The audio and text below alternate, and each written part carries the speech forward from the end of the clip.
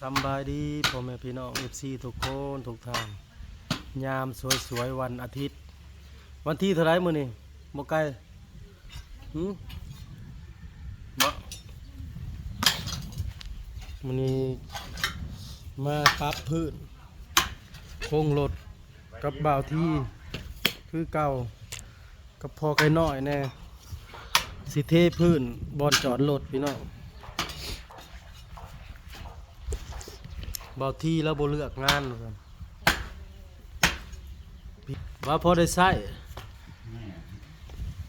คันบ่ฮากบ่ได้คือว่าเอาจะมาตีกันนะเฮ้ยเทประมาณเฮาสั่งมาปูน20 สอบพี่น้อง20 สอบกับเล็ก20 เซนสิพ่อหรือสิเรืองบบ่หลายแน่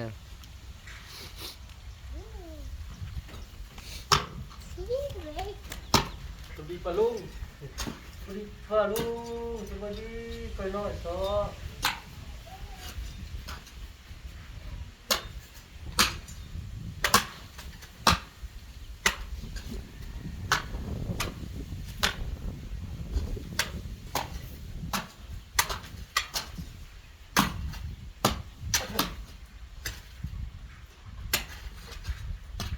โทรหาพ่อมึงแล้ว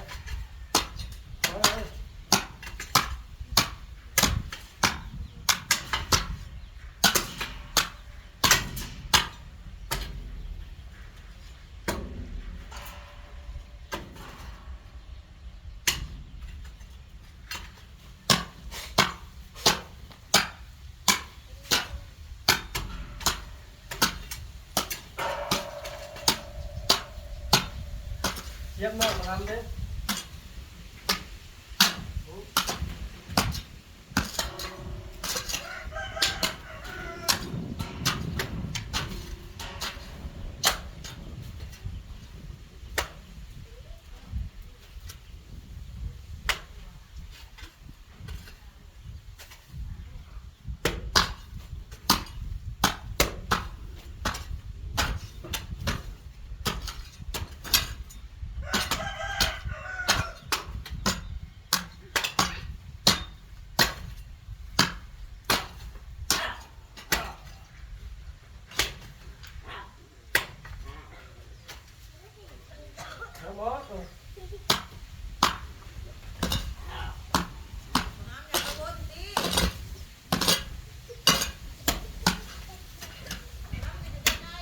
เยี่ยมมาก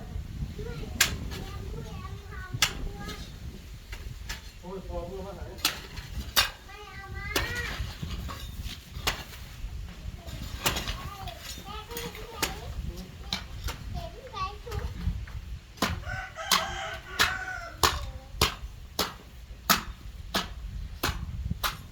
แล้วสีน้ำใช่บ่มันอ่อนแล้วยังส่วนบ่บอสนะเพื่อนของการเทสิ่งที่เป็นน้ำใส่กันส่วนมาใส่เท่านี้แต่ว่านี่ให้ลุกๆอย่าแล้วทำมันน้าผมเป็นยังมันโดดเขาแค่นี้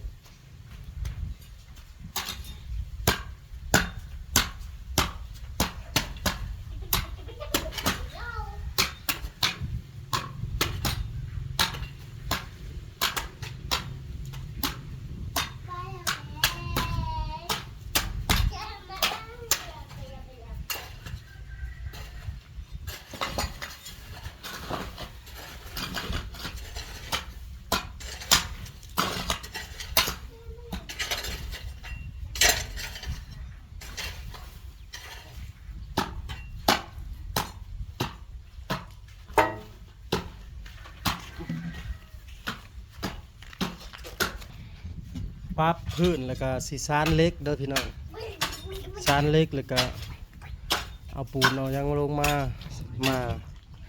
บื้นพู้นแล้วเนาะเพิ่มหากมือแรงจะได้เทอยู่ค่อยว่าจะได้เทอยู่จังหอมาเทเด้อ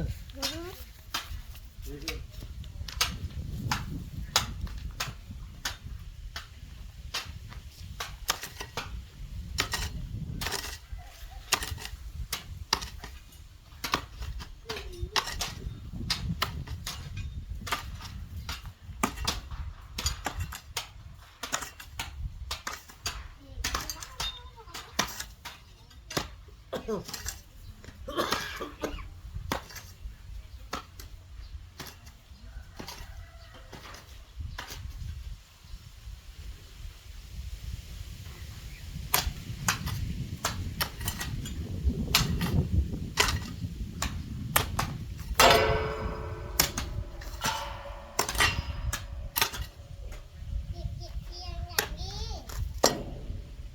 สียงกับบ่ได้หัว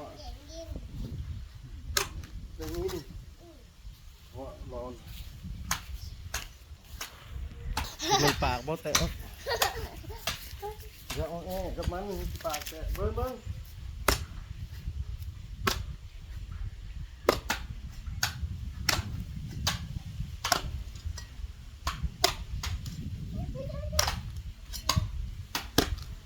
อย่ามาใกล้จบเลยน้ำ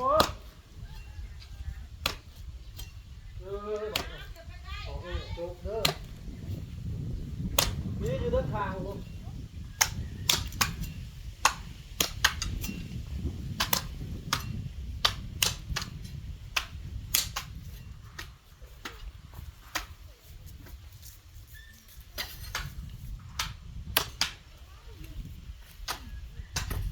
คล้องก่อน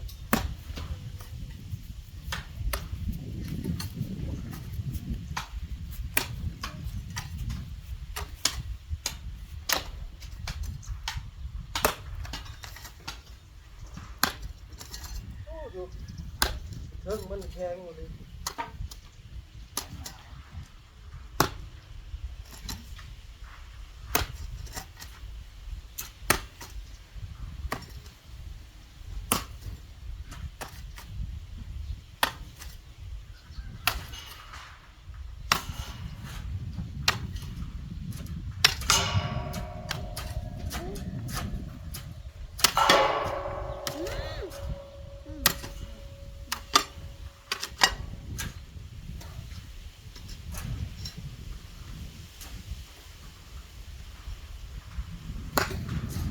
แข็งที่เราเพิ่ง ตั้งแต่ที่จะมาขัดเนาะ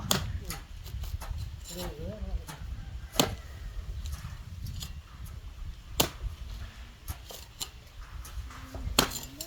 ถ้าบุคุดลงไปเนี่ยมันเจือนมันน้ำช่อเลยโอ้โหโอ้โหนะโอ้โหเบิ่งเนาะ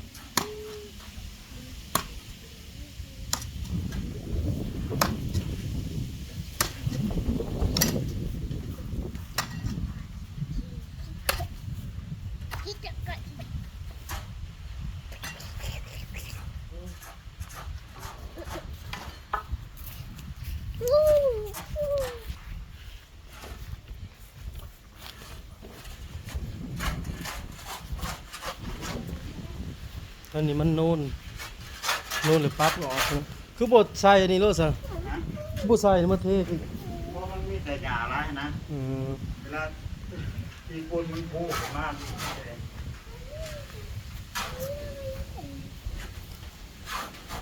ปรับหนาดินก่อนเอามันเพียง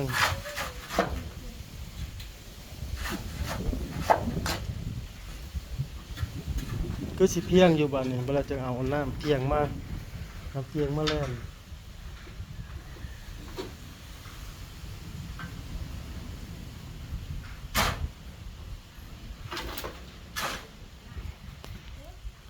แม่โทรมาอยู่ป่ะโทรมาวันอะไรอย่าดื้อหลายเด้อป่ะเฮ้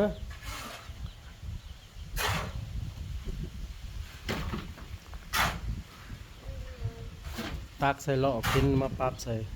เดี๋ยวผลมันลุกแห้งก็มาหน้าบ้านวันนี้มีแต่ปรับกับหมัดเล็กถึงแล้ว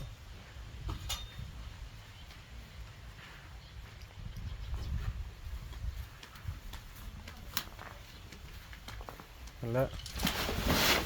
ปรับบางๆนะให้มันนาแถวนี้ดีแล้วก็มันนานะพอบอลโลดเท่าสิเลนใส่